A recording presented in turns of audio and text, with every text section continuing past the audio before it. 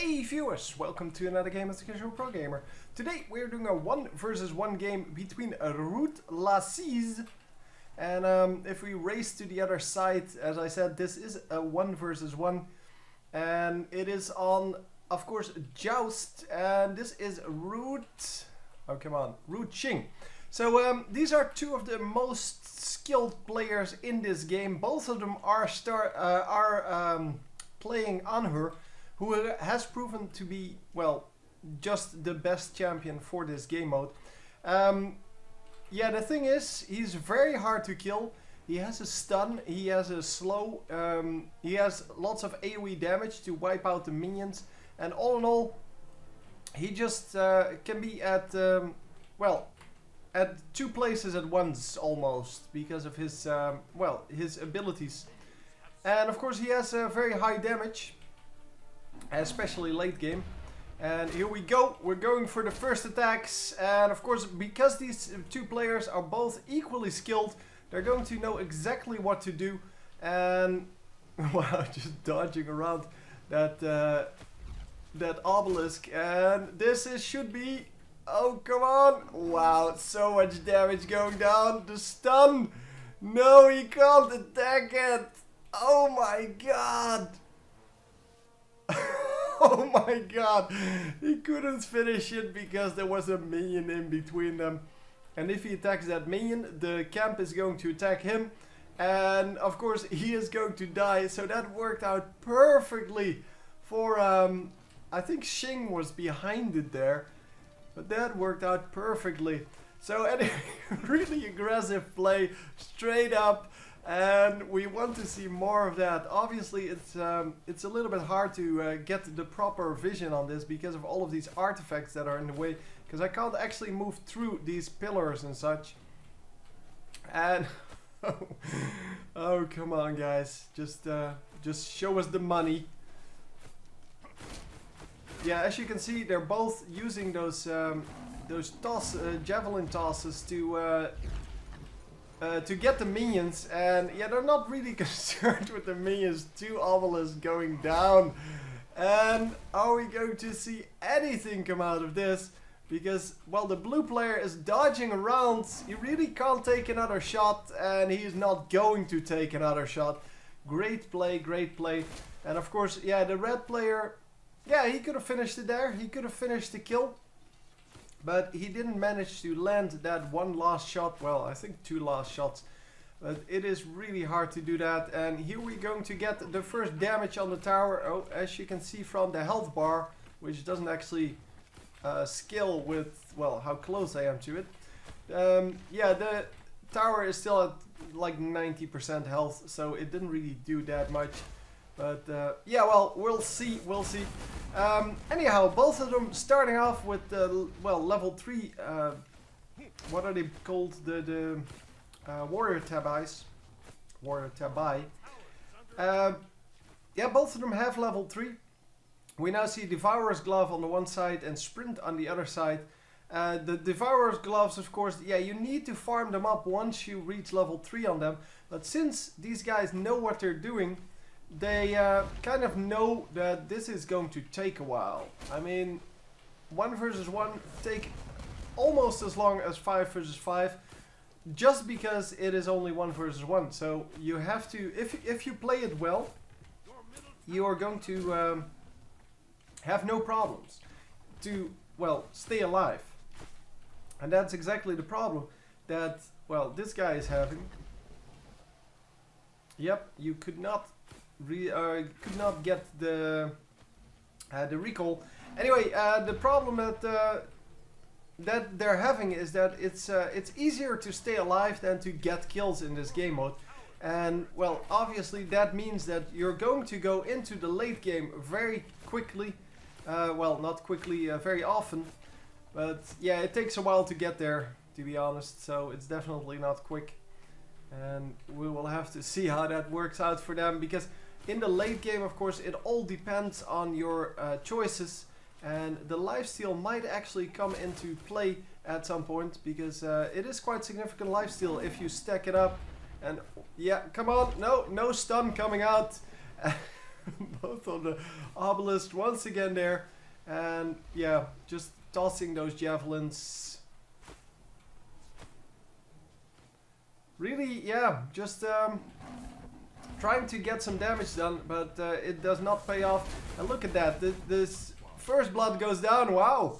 Yeah, the one jump reacted on by the second jump, and that means that the guy who jumps second is normally going to get an advantage out of that, but he did not land the jump exactly, and that's why the other guy just got an advantage.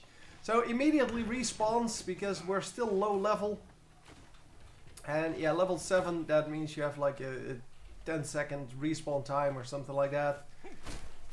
Yeah, that is going to go up to like I don't know, 60 seconds or something like that in well, if you die at level 20.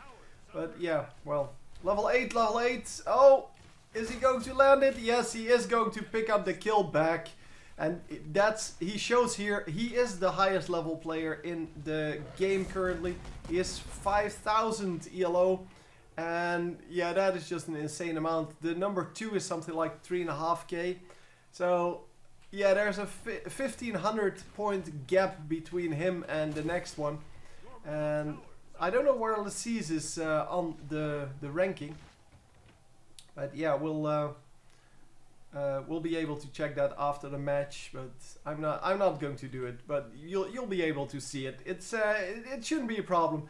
This is just a fun 1 versus 1. I'm pretty sure this is just to practice with Anher, and of course both of them really want to win this because, well, if you play against a teammate, you definitely want to win. And the tower goes down, but yeah. Shing, of course, knows that the tower was going to go down. So he was not fooled by that. And I have to crawl under the bridge because I can't fly through it. And yet I really have to fix some of these things, like the visibility. Well, the fact that I can't move through buildings and such. And wow, just instantly killing him. I don't even know what happened there. Hang on. What just... How did he die exactly? Because here it was all still good. And then he jumps on him. And this is where it went completely wrong. So, oh, he took a tower shot. I did not see that. He took a tower shot. Obviously because of the javelin toss. But great play. Just great play. And yeah, that's the way it goes. So this is the red tower, just so we're clear on that. Well, you can see it from the tents. They're red over here, they're blue over here. So it should be pretty obvious, but yeah, just wanted to make sure that people do see that. And look at the amount of damage that does. Just that one javelin to the face. Anyhow, both of them have the same items. Aegis Amulet with Sprint. And both of them have the Devourer's Gloves by now. And of course the Warrior Tabai. And then, wow, we do see a difference here. Voidblade versus the Executioner. And Voidblade is better, but is probably also more expensive. I don't really know what they cost exactly. Because, well, I don't really need to know in the game. But yeah, I should learn these things because they don't change a lot anymore. So they used to change quite a lot what items cost, but not anymore. And look, he's going really low once again, and yeah, one jump would be enough to finish it off here. If he, yeah, well, if Shing jumps here first, then he's going to lose though. Unless he can actually stay alive. There you go, jump after jump, and you see immediately he needs to use that invulnerability. Both of them get the stun, and is this going to be... No, it's not going to result in anything, but as I said, the one who jumps last gets the bonus. They get the knock up, and the other guy is just close, and that's it. That's all you can get out of that. So Shing really has to heal here. And I wonder if Lassiz is going to let him. Yeah, he's just going to let him recall, and doesn't want to, well, to give away his minions. Because, well, stacking up that Devourer's Gloves is really important.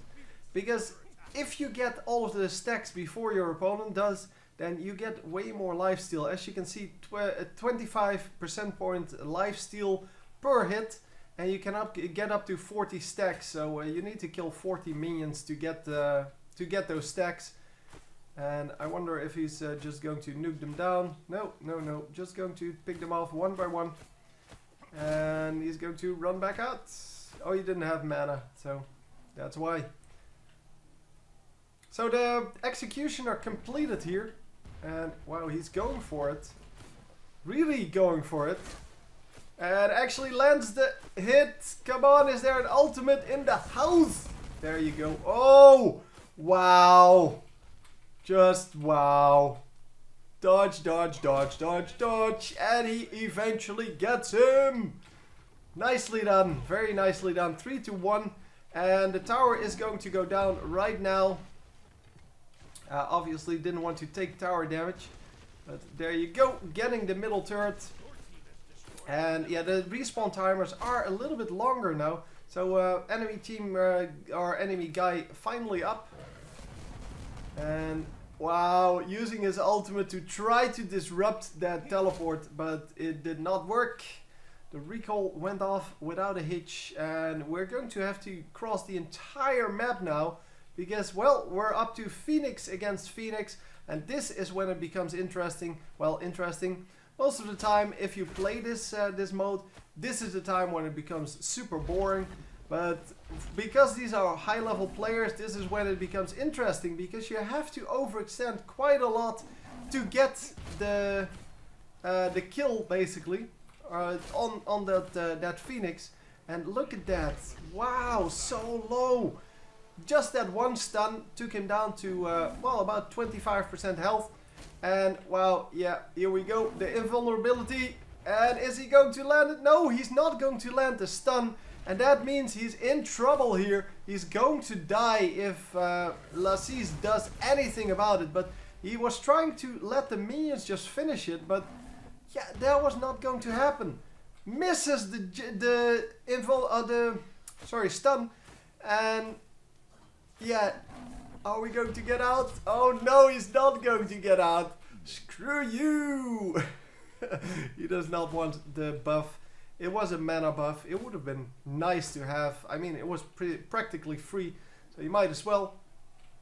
But he didn't want to have it, and he's just going to nuke down these guys. Yep, just going to run into the enemy minions, nuke them down, and go back. Because, well, this guy is already back up, and as I said, you need to wait until late game for those long respawn times when you can actually run across the entire map in one respawn time and kill the Phoenix. And of course on her in the long run, so once you get to late game, you can instantly kill the Minotaur. So when you get there and you have more than 20% health, you can kill him because of the lifesteal you have. So yeah, whoever dies in the late game or with minions so close to their base, that's the one that's going to lose. But for now, it is definitely equal, even though it is 2 versus 3. And wow, a nice stun. Finally, someone gets the combo off of the obelisk into stun. Or stun into the obelisk, I should say. But yeah, the skills are cast in the opposite direction. And he is going to try to take out the obelisk, the Phoenix. The Phoenix is going to go down because, well, there's a pretty long respawn timer now. And we have to see, yeah, he is back up. But the Phoenix does go down because the minions were just too close to the base to, well, to defend that. And yeah, even though he did get the vision or the slow, it doesn't really matter because, well, it doesn't do damage, so it doesn't disrupt the recall. And here we are, both of us up again, 3 versus 3.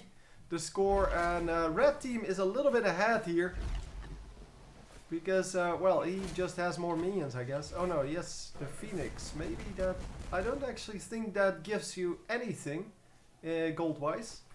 And are we going to be able to pick this off? Come on. Oh, this is so close. The stun goes down. Yes, nicely done. Very nicely aimed, of course.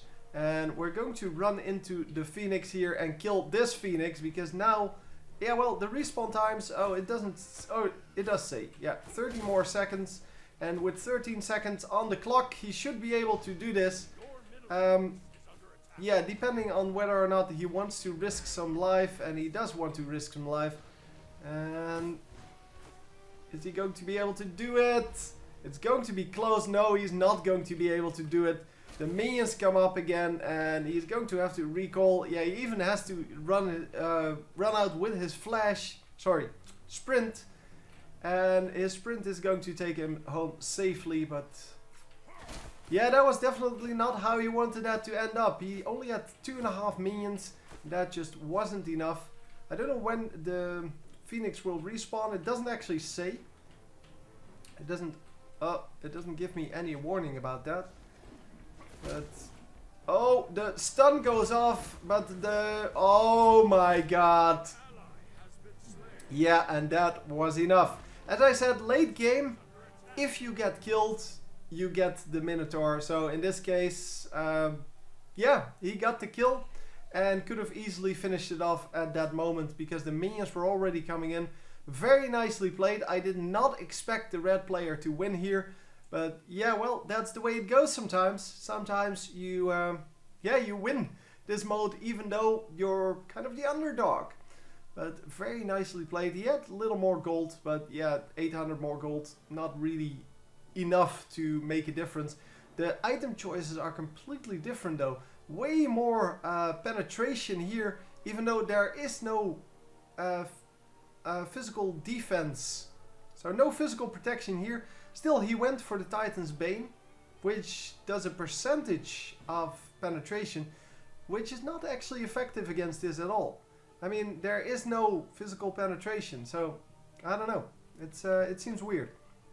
But yeah, the Void Blade definitely very good choice.